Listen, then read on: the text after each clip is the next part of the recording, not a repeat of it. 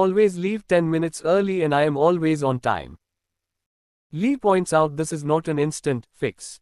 However, we do need to catch and cancel the recurring, habitual affirmation of unwanted and unpredictable behavior, to interrupt unhelpful patterns of thought, just as I cajoled and led Mr. Benjamin into doing.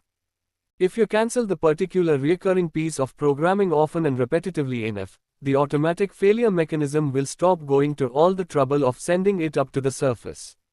Your self-image will get the message. No point in giving out this information anymore if all she's going to do every time is yell, cancel at us. Let's try something else. You see, we are always engaged in an undercurrent of running dialogue with our self-image. Through the use of the pattern interrupt technique and emphatic, positive affirmation repeated each time, you become your own authoritative source repetitively programming the self-image.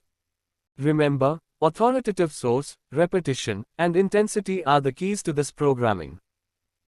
If happiness is, ultimately, the product of our collection of habits of thought, then the skill of altering a particular habit is extremely useful. Lee Miltier has appeared as a guest expert on hundreds of radio talk shows to talk about habit busting, and has her own psycho-cybernetics-based audio cassette program on this subject, which you may want to avail yourself of. An exercise for cancelling negative thoughts. Martial arts movie star Bruce Lee had an exercise for ridding himself of negative thoughts. He visualized himself writing them down on a piece of paper, crumpling up the paper, lighting it on fire, and burning it to ashes.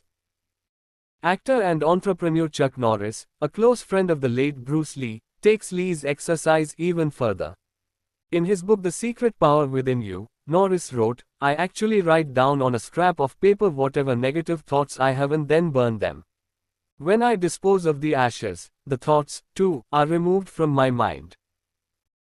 I would point out that these people, Lee Miltier, a successful businesswoman, Chuck Norris, a martial arts practitioner and very successful actor, producer, and businessman, are not heads in the clouds type people, not